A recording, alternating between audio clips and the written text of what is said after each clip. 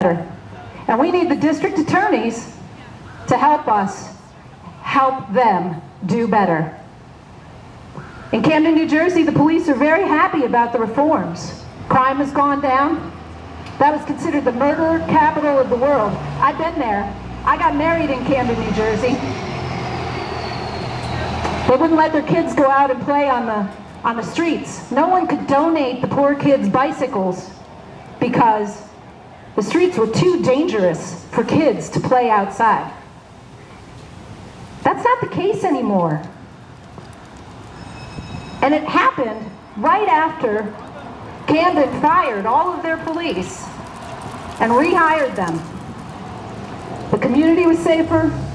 The police are safer. The police say they like it better. They like being able to back away. They like knowing that they're supposed to protect themselves and get home safe, and that so are the people that they're interacting with. Those are the dual goals. We can have two goals. Police can have two goals at once. They can have the goal of getting home alive, and also having the people who they interact with, who may or may not be committing a crime, it doesn't matter. Those people should get home alive too. Because if you have police out there shooting people just because they're afraid, and that's okay, we think that's okay, that's really,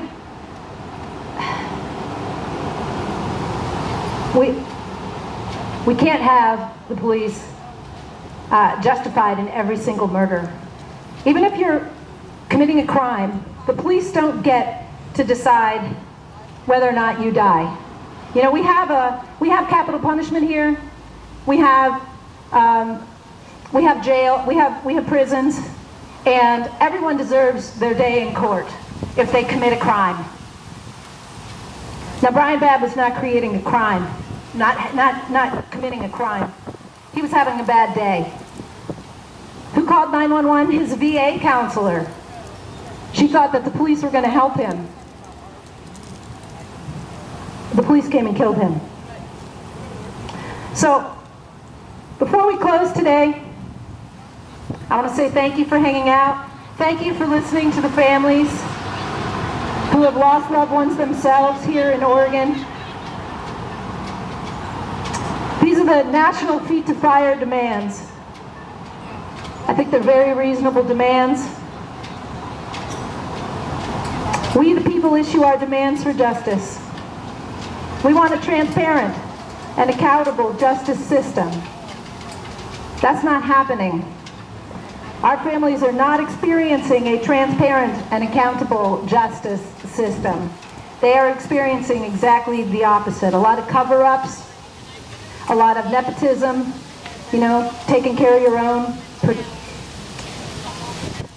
We want to make all reports, investigations, decisions, or charges, and keep the family informed of all interdepartmental decisions or actions that should be made public. We want prosecutors to take responsibility for the investigation and reports, addressing them in a timely manner. Chain of evidence and reports should be closely itemized and monitored.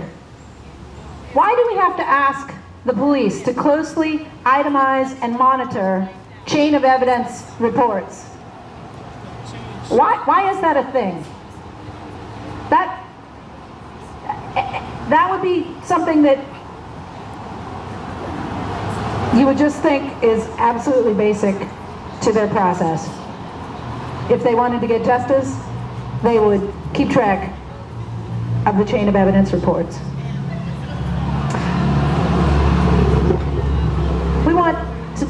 We want police to maintain their equipment, such as body cameras and vehicle cameras. We will not accept excuses for malfunctioning equipment. We need to create a database, a national database for police officers with a nationwide background check, including a psychological exam on all officers and a waiting period for all out-of-state hires to ensure all reports and reviews from the former state and department have been received and reviewed. Okay, so let's break that down. We need a nationwide background check for police officers. We need a physical exam, a psychological exam, excuse me. Something more robust than 15 minutes or a half an hour, which is pretty standard in Portland and in a lot of other places. It's a waiting period for all out-of-state hires to ensure all reports and review from the former state and departments have been received and reviewed.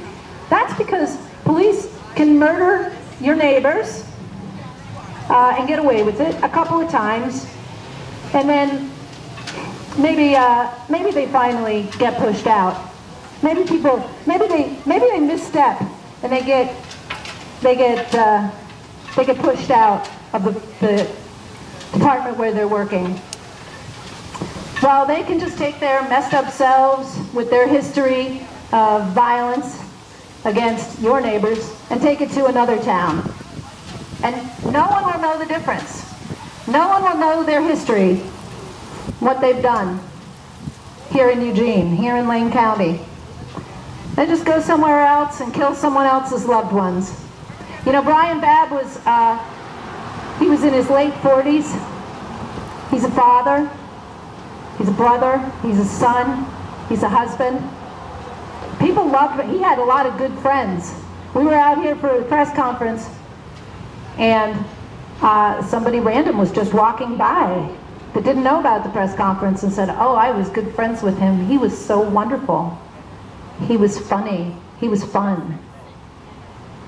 Brian Babb was loved. Brian Babb should be alive today.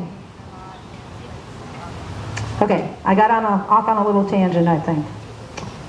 But, you know, not only do we need to get rid of the police officers that killed Brian Babb, but we need to get them logged into a national database so they can't go somewhere else and do this again.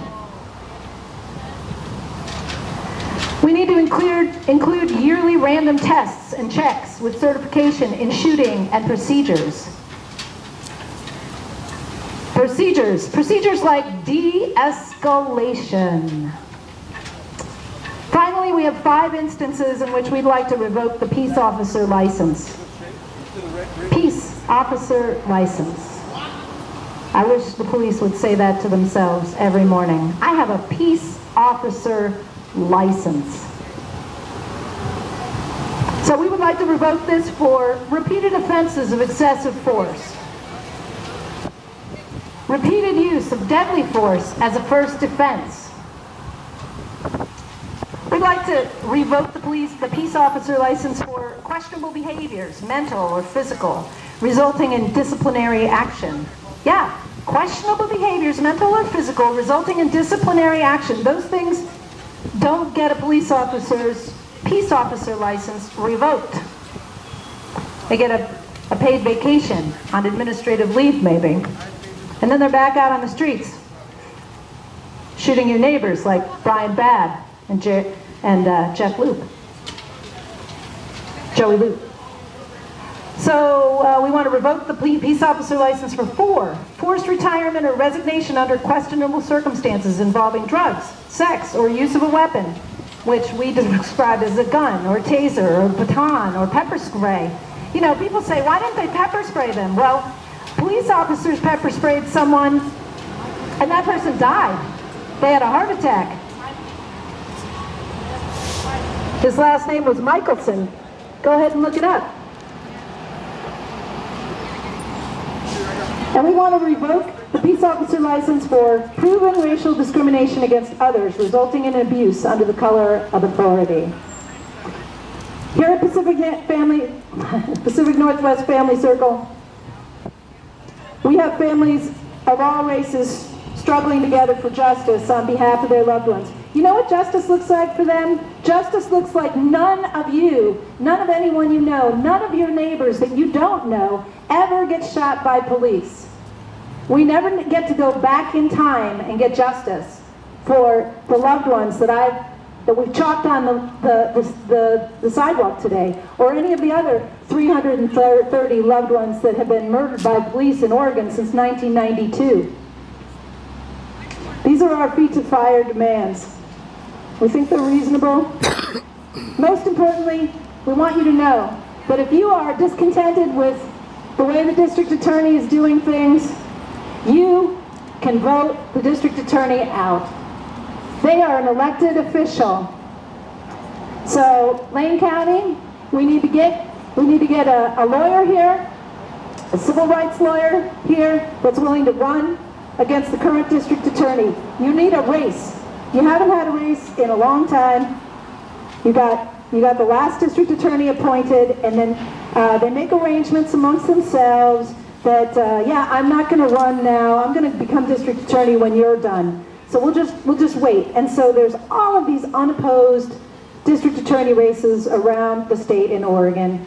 Or they leave, like in Lane County here, they leave in the middle of their tenure, and the governor appoints them. So that's how you got your district attorney today. But we are calling for any civil rights attorneys out there that want to run for district attorney in Lane County to please get in touch with us. We want to support you in your race. We want to support you after your race to reform the police here in Lane County. We want to have an election for the district attorney. We can have a real election, and the people of Lane County can really vote for the district attorney that they think represents them. We don't think it's Patty.